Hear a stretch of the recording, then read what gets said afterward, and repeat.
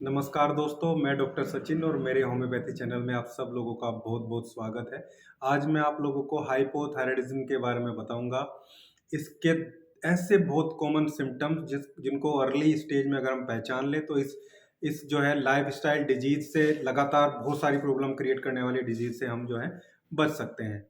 दोस्तों, हाइपोथायरायडिज़्म एक ऐसा अ, प्रॉब्लम है, ऐसी समस्या है जो वर्ल्ड वाइड बहुत बड़े लेवल पे जो है देखी जा रही है। आप देखिए स्टैटिकली अगर मैं मानूँ तो 12 से 15% लोग पूरी दुनिया में इससे पीड़ित हैं। लेकिन अगर अर्ली सिम्पटम, अर्ली साइन हम पहचान लें तो इसको डिज़ीज़ को होने से रोका जा सकता है। इसको 100% क्योर किया जा सकता है। होम्योपैथिक मेडिसिन से बहुत अच्छा ट्रीटमेंट इसका अवेलेबल है। होम रेमेडीज़ भी बहुत सारी हैं जो इस डिज़ीज़ में, इस समस्या में हमें जो है वो रिलीफ प्रोवाइड करती हैं और इसको क्योर करने की, ठीक करने की तरफ लेके चलती है। चलिए आज का वीडियो स्टार्ट करते हैं। दोस्तों, अगर आप लोग चैनल पे नए हैं और अभी तक आप लोगों ने चैनल को सब्सक्राइब नहीं किया तो प्लीज़ एक बार चैनल को सब्सक्राइब ज़रूर करिएगा।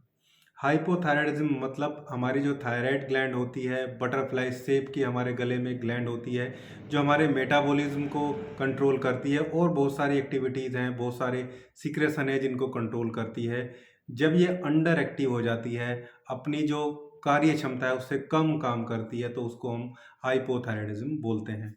ये महिलाओं में ज़्यादा है, ज़्यादा कॉमन देखी जाती है। होती तो सभी को है, लेकिन जो स्टैटिक्स बताते हैं वो ये बताते हैं कि फीमेल्स में ये ज़्यादा देखने को मिलती है। इसके कुछ बहुत कॉमन सिम्पटम्स हैं जो मैं आप लोगों को बता रहा हूँ, उसको समझेंगे। इसके बाद फिर मैं इसका बहुत अच्छा होम्योपैथिक ट्रीटमेंट आप लोगों को बताऊँगा। होम रेमेडीज़ भी बताऊँगा जिनको यूज़ करके आप जो है वो हमेशा के लिए इसको ठीक कर सकते हैं। पहला जो सिम्पटम है वो है अनएक्सपेक्टेड वेट गेन। मतलब आप नॉर्मल खाना खा रहे हैं, ऐसी कोई एक्टिविटी नहीं कर रहे हैं जिससे आपका वेट बहुत ज़्यादा गेन हो, लेकिन बहुत तेज़ी से वेट गेन होता है।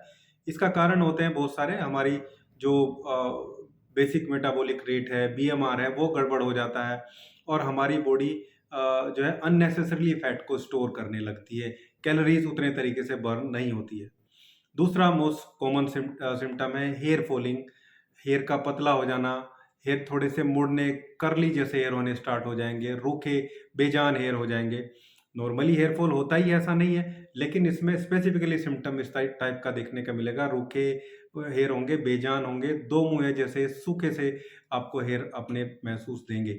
हेयर फॉलिकल बहुत वीक हो जाते हैं। बाल जो हैं वो बीच में से भी टूटने लगते हैं।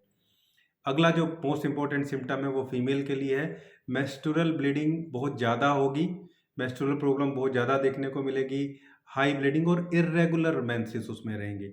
ये फीमेल के लिए सिम्पटम है। हालाँकि और भी बहुत सारी समस्याओं में ये प्रॉब्लम रह सकती है, लेकिन जब आप इस पूरी सीरीज़ ऑफ सिम्पटम को मैच करेंगे तो आप देखेंगे कि आप एग्ज़ैक्टली मैच कर पा रहे हैं कि आपको कहीं हाइपोथायरायडिज़्म तो नहीं है। नेक्स्ट जो सिम्पटम आता है वो है ऑलवेज टायर्ड, हमेशा थकान महसूस होना। हालांकि ऐसा नॉर्मल किसी भी बीमारी में हो सकता है, मेंटल प्रेशर में भी हो सकता है, लीवर की प्रॉब्लम में भी हो सकता है, लेकिन इसमें एक्चुअली बाकी के सिम्टम्स भी एसोसिएटेड रहेंगे और जब हमें ऑलवेज टायर्ड महसूस देगी, क्योंकि थायराइड हार्मोन एनर्जी को बैलेंस करते हैं हमारी बॉडी में। एनर्जी बनेगी नहीं, उतनी बैलेंस नहीं होगी तो दिक्कत होगी।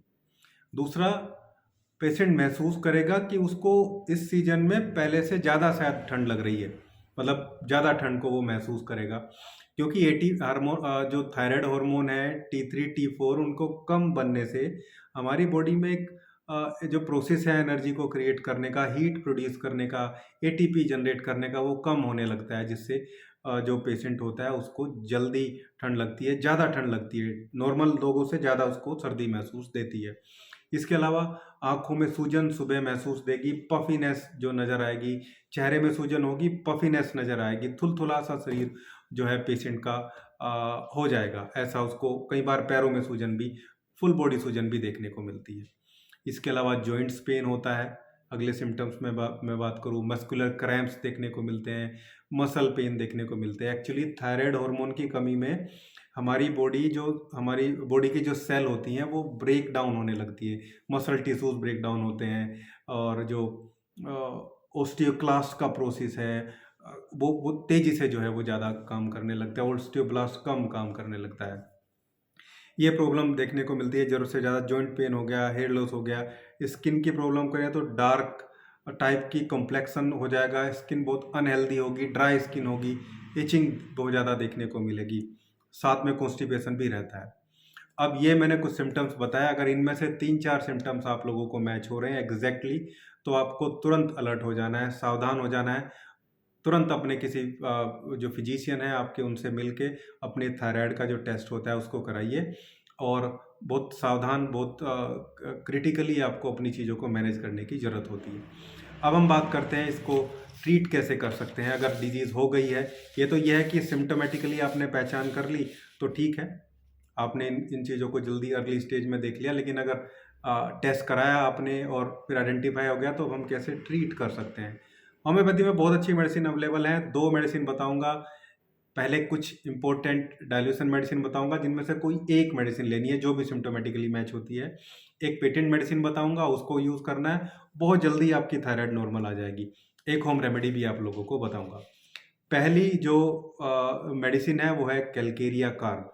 कैलकेरिया कार्ब उन लोगों को लेना है जिनको एक्सेसिव वेट गेन होता है, सेंसिटिव टू कोल्ड है, बहुत ज़्यादा सेंसिटिविटी है कोल्ड के प्रति। इसके अलावा कॉन्स्टिपेशन बहुत ज़्यादा रहता है, हैवी मेंसेस है, प्रोलोग्ड मेंसेस है, इरेगुलर मेंसेस है, फीमेल के लिए भी ये रेमेडी है। कैलकेरिया कार्ब 200 पोटेंसी की 2 बूंदें जीभ पे दिन में एक बार कुछ दिन तक लेना होता है।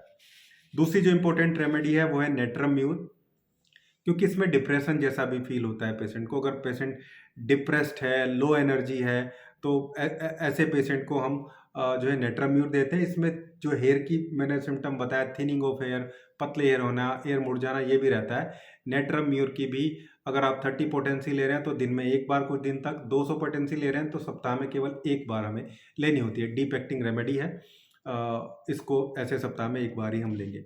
नेक्स्ट रेमेडी है सीपिया ऑफिसनलिस। ये पफिनेस के लिए है, सेंसिटिविटी टू कोल्ड है, और फीमेल की बहुत इंपॉर्टेंट रेमेडी है सीपिया।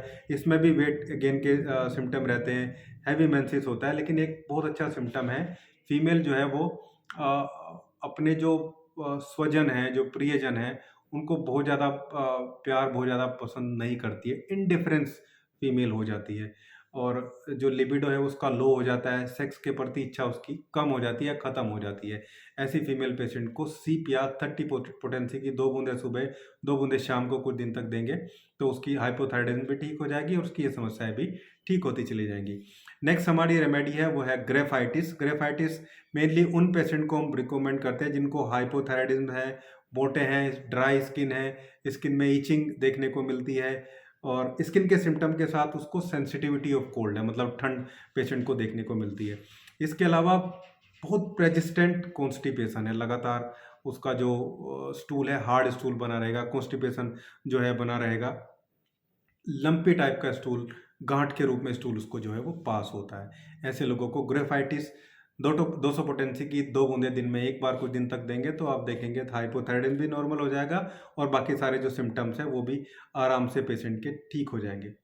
इसके बाद एक रेमेडी बता रहा हूँ, ये सभी पेशेंट को देनी है, सभी के लिए रेमेडी है, थायरोडिनम है। थायरोडिनम टॉप ग्रेड रेमेडी है हाइपोथायराइडिज्म की, और आप इसकी 30 पोटेंसी ले सकते हैं। इसमें लगभग ये सारे सिम्टम आते हैं जो मैंने बताया, puffy face, weight gain, skin problem, ठीक है, थकान, ये सारे सिम्टम इस रेमेडी से कवर होते हैं। तो मैं बोलूँगा थायरोडिनम सभी पेशेंट को लेना है। आप चाहें तो इसकी लोअर पोटेंसी ले सकते हैं, 3x में ट्राइचुरेशन टैबलेट्स भी आती हैं, इसकी 2-2 गोली दिन में 3 बार ले सकते हैं। अदरवाइज 30 पोटेंसी अवेलेबल होती है तो उसकी 2 बूंदें सुबह, 2 बूंदें शाम को आप ले सकते हैं। तो मैं बोलूँगा थायरोडिनम लीजिए आप, और बाकी इन 4 रेमेडी में से कोई एक रेमेडी जो भी आपको सूटेबल होती है। इसके अलावा एक पेटेंट मेडिसिन है डॉक्टर रैकवेक की 51 ड्रॉप, R51 ड्रॉप है, बहुत बढ़िया रेमेडी है टाइमली सिम्टम्स को मैनेज करने के लिए। क्यूरेटिव इफेक्ट तो इन 5 रेमेडी से ही आएगा जो मैंने बताया, लेकिन डॉक्टर रैकवेक की R51 लेने से जो सिम्टोमेटिकली चीज़ें वो सारी बहुत जल्दी मैनेज हो जाएंगी पेशेंट को। मैं बोलूँगा फर्स्ट डे से रिलीफ लगना शुरू हो जाएगा, क्योंकि इसमें एक्लालावा है, इसमें बेलाडोना है जो सिम्टोमेटिकली सारी चीज़ों को मैनेज करती है। लेपिसेल्बा सूजन के लिए बहुत अच्छी रेमेडी है। नेट्रम क्लोराइड है सारे डिप्रेस पर्सन को मैनेज करने के लिए। इसके अलावा लाइकोपस है, बहुत अच्छी रेमेडी है पफिनेस के लिए, थकान के लिए, हेयर फॉलिंग के लिए। तो R51 ड्रॉप को 10 बूंदे सुबह, 10 दोपहर, 10 शाम को आधे कप पानी में डाल के लेना है। साथ में ये रेमेडी जो पहले मैंने बताई, इनमें से कोई एक रेमेडी लेनी है। बहुत जल्दी ही आप लोगों की हाइपोथायराइडिज्म का जो रिजल्ट है वो नॉर्मल आ जाएगा। अब होम रेमेडीज़ की बात करते हैं जो घर में हम उपचार कर सकते हैं। एक मेथी दाना है, मेथी दाने को रात को भिगो के सुबह सुबह यूज़ करिए। चाहे तो उसको पानी को भी पी सकते हैं जिसमें आपने उसको भिगोया होगा। इसके अलावा हरी धनिया जो आता है, ग्रीन लीफ आती है धनिए की, लीफ ऑफ कोरिएंडर जो आपको मिलती है, आप उसको खाइए, चबाइए ऐसे ही, या हरे धनिए की चटनी लगातार पूरे सीज़न आप खाइए, पूरे साल खाइए।